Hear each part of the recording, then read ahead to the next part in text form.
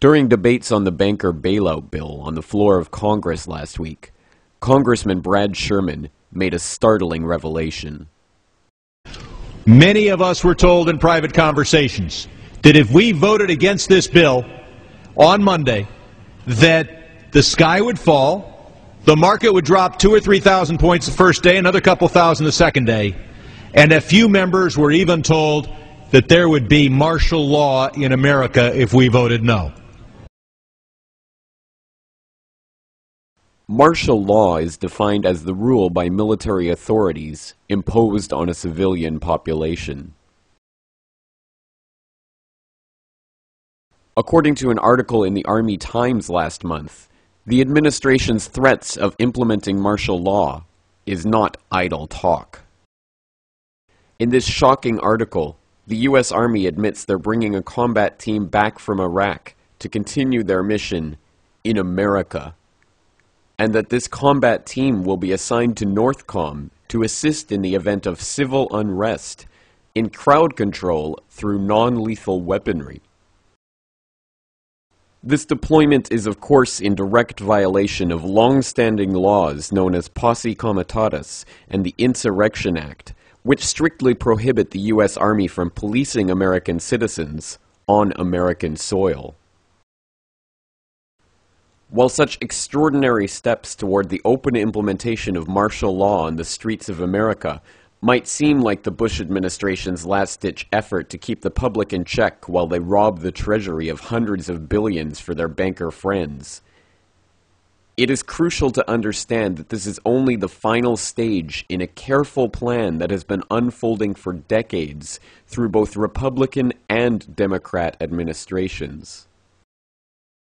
Government plans to suspend the Constitution and effect martial law have been taking place behind the scenes under continuity of government contingencies first exposed in the mid-1980s and raised by Congressman Jack Brooks during the Iran-Contra hearings. Colonel North, in your work at the NSC, were you not assigned at one time to work on plans for the continuity of government in the event of a major disaster? Mr. Chairman. I believe that question touches upon a highly sensitive and classified area, so may I request that you not touch upon that, sir. I was particularly concerned, Mr. Chairman, because I read in Miami papers and several others that there had been a plan developed by that same agency, a contingency plan in the event of emergency that would suspend the American Constitution. And I was deeply concerned about it and wondered if that was the area in which he had worked. I believe that it was. May I most respectfully request that that matter not be touched upon at this stage. If we wish to get into this, I'm certain arrangements can be made for an executive session.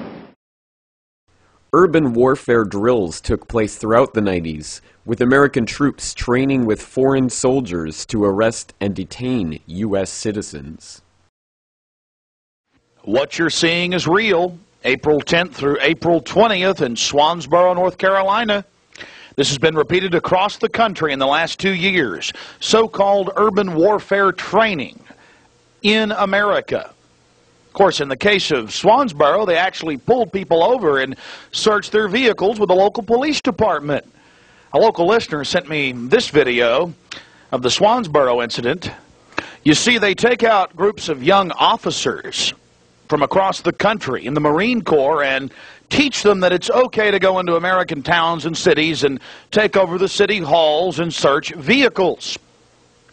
In this training exercise, it became real. They become so arrogant, they just followed their orders and began to search people's vehicles. And as you're about to find out, it's not just the Marines, it's the Army too, in Central Texas.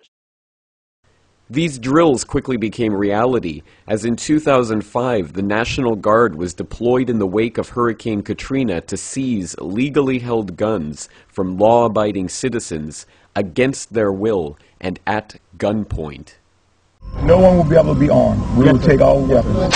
Police Department! Police Department, everyone home! All of a sudden, they were banging on the front door, the side door, and the back door, and they said, "Let us in."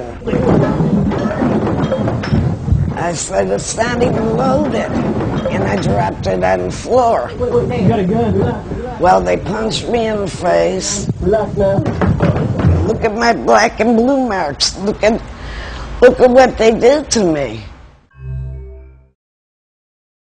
In 2006, a secret government program came to light, which is recruiting clergy members to preach obedience to government in the event that martial law is declared.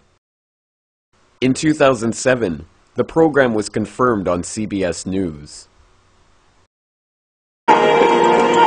If martial law were enacted here at home, like depicted in the movie The Siege, easing public fears and quelling dissent would be critical. And that's exactly what the Clergy Response Team, as it's called, helped accomplish in New Orleans. Jeff, the primary thing that we say to anybody is let's cooperate and get this thing over with, and then we'll settle the differences once the crisis is over. Such clergy response teams would walk a tightrope between the needs of the government versus the wishes of the public. In a lot of cases, these clergy would already be known in the neighborhoods in which they're helping to defuse that situation. For the clergy, one of the biggest tools that they will have in helping calm the public down or obey the law is the Bible itself, specifically Romans 13. Because the government is established by the Lord, you know, and that's what we believe in the Christian faith. That's what's stated in the Scripture.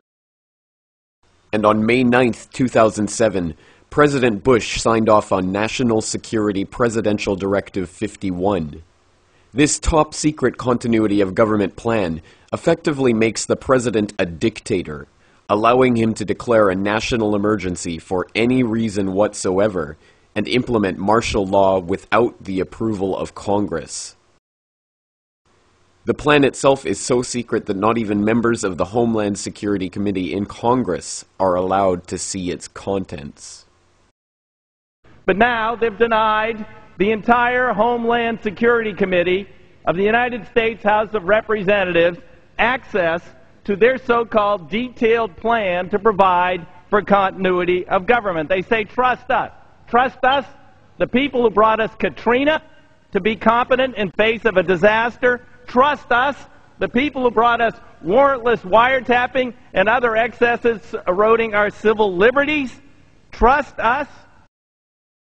These are just a few of the dozens of preparations that have already been completed to phase martial law in incrementally, bringing it about in stages, so an official declaration of military rule need not even be made.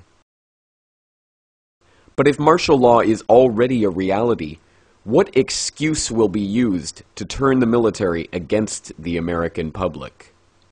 Have you heard about this new thing going on in Great Britain that Al-Qaeda routing up all these Britons, essentially, 1,400 strong, apparently, in a new, what's being called a new white Al-Qaeda army.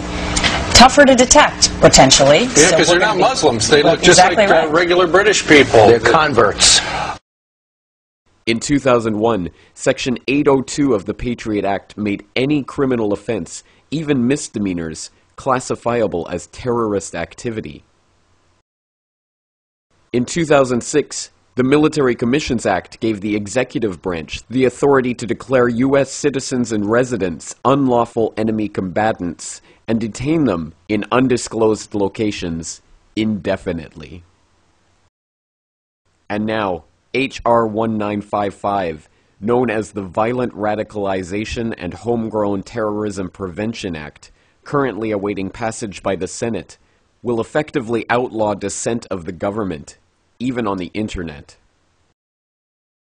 It seems the table has been set for those citizens who resist any government decree to be dealt with as terrorists by the U.S. military.